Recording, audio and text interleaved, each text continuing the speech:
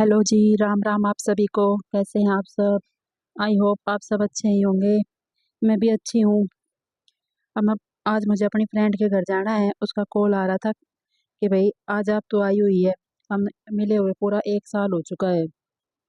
वो कह रही थी आजा, मैं कह रही थी अब तो तेरी शादी है तभी आ जाएंगे। बोली नहीं, एक बार तू आ जा प्लीज़, मुझे मेरे कपड़े दिखाने हैं तुझे ज़रूर। मैं बोली ठीक है, आ जाऊँगी ज़रूर। तो मैं पापा के लिए खाना तैयार करने लगी। और पापा को जब से मुंह का कैंसर हुआ है उनसे खाना नहीं खाया जाता बिल्कुल भी। तो वो आलू के परांठे या आलू की रोटियां खाते हैं, ज़्यादातर बिना मिर्च की, बस खाली नमक डलवा के।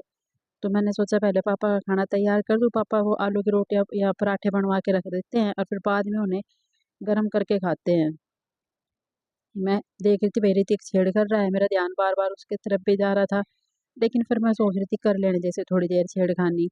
लेकिन वो जो शरारत कर रहा था ना, वो मुझे बाद में पता चला भाई वो कर क्या रहा है। बस मुझे उसकी आवाज़ें सुनाई दे रही थी, हाँ भाई वो खेल रहा है। इतने में पड़ोस से चाची आ रही थी, तो उनकी आवाज़ आ रही थी, वो मम्मी के साथ बात कर रही थी कि भाई क्या कर रही हो। तो मम्मी उससे बात कर रही थी, भाई मैं ये कर रही हूँ वो कर रही हूँ। तो बोले आज तो खाने में लेट हो गए। मम्मी बोली नहीं, खाने में लेट नहीं हुए हैं, बस तेरे क्या नाम है जेठ जी का खाना है ना वो थोड़ा लेट हो गया है, ये लेट ही खाते हैं। और जब ये खाते हैं ना तो उससे पहले इनके लिए खाना बनाते हैं। वो बोली ठीक है। तो बोले खाना कौन बना रहा है? बोले खाना बहू बना रही है। बोले ठीक है, मैं रिंकी के पास जाती हूँ थोड़ी देर। तो मम्मी बोली ठीक है जा तू बैठ जाओ, वो और बना रही खाना। तो मैंने देखा पीछे से, मैं बोली आ जाओ चाची जी बैठ जाओ आप भी। लेकिन फिर वो दोबारा मम्मी कुछ बोल रही थी तो चली गई। मैंने चाची के लिए मुझे कुछ पाटा वगैरह दिखाई नहीं दिया, कट्टा रखा था मैंने बिछा दिया। चाची आ गई और उस पर बैठ गई, हंसने लगी। मैं बोली कि तुम तो बुलाती नहीं हो, मैं ही आ जाती हूँ। बोली नहीं चाची जी ऐसी कोई बात नहीं है। तो बोली क्या कर रही है ये, इसमें क्या है? मैं बोली कुछ नहीं, पापा के लिए पराठे बना रही हूँ। बोले कि यहाँ पानी नहीं। मैं बोली नहीं वही है मटके में। तो चाची पानी पीने के लिए चली गई। फिर वो आ गई दोबारा। बात करने लगी, फिर चाची पूछने लगी, अरे हंसने लगी। बोली कि और बताओ। बोली और तो अब बस चाची जी आप ही बताओ, मैंने तो बता दिया सब कुछ।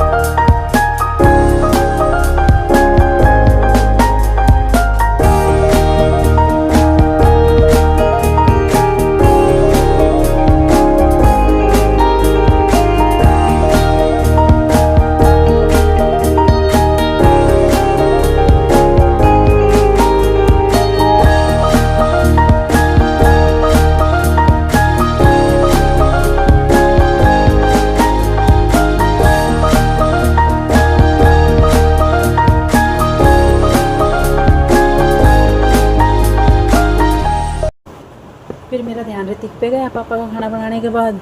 देखो हो, ये तो मिट्टी में खेल रहा है। लेकिन फिर मैंने सोचा कि नहीं बच्चा है, थोड़ी देर खेल लेने दे, अब नहीं खेलेगा तो फिर कब खेलेगा। ऋतिक पूरी मस्ती में आया हुआ था, उछल उछल के कहना मम्मा देखो मैं क्रोकोडाइल बन गया ना। मैं क्रोकोडाइल हूँ, जैसे क्रोकोडाइल है ना समुद्र में से बाहर आके और रेत के ऊपर पड़ा है। मैं बोली अच्छा बेटा बहुत देर क्रोकोडाइल बन लिया अब आप, अब आ जाओ। कह नहीं मम्मा बस थोड़ी सी देर और, मम्मा बस थोड़ी सी देर और। फिर वो मैंने उसे कहा चल नहाने के लिए चले। उसने तो ऐसी रेस लगाई, मुझे पूरा भगाया। मैं मेरी बेटा रुक जा, पर रुकने का नाम कहाँ ले रहा था। भाग भाग के इतने में उसकी बड़ी वाली ताई जी आ गई। वो बोलने लगी मुझे कब आई? मैं बोली अभी आई थी 1-2 दिन पहले। बोली अब जाएगी? मैं बोली हाँ जी जाऊँगी। तो बोली कि देख इसे देख ऋतिक को देख के सब हंस रहे थे, किसी की भी हंसी नहीं रुक रही थी उसकी शरारतें देख देख के। इतनी ज़्यादा शरारत करते हैं। मैं बोली चल तुझे नहलाऊँ।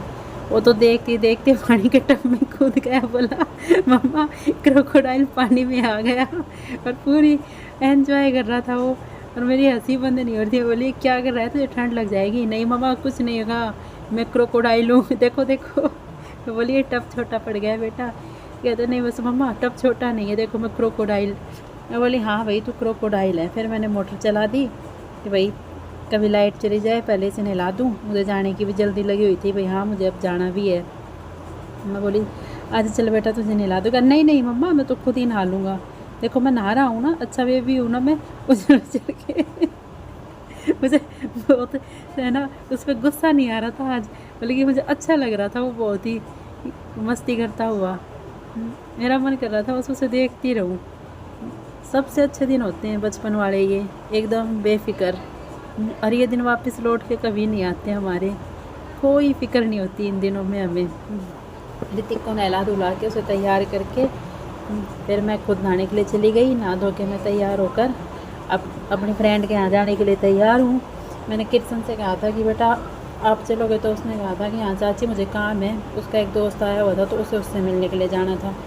तो मैं, मेरा देवर और मेरा बेटा हम तीनों निकल पड़े, क्योंकि हमें एक ही उस पर जाना था रूट पे।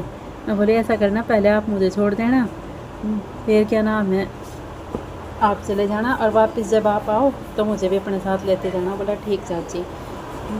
तो हम कोई किशन ने कोई बात कही तो उस पर हंसी रुक रही थी। किशन बोला कि चाची अब आप एक बार फ़ोन करके और अपनी फ्रेंड से ये कह दो मैं आज नहीं आ रही। मैं बोली कि नहीं, उसका कालजा टहल जाएगा जब मैं उसे ये कहूँगी कि भाई मैं नहीं आ रही। अब हम बस थोड़ी बहुत देर में उसके पास पहुँच।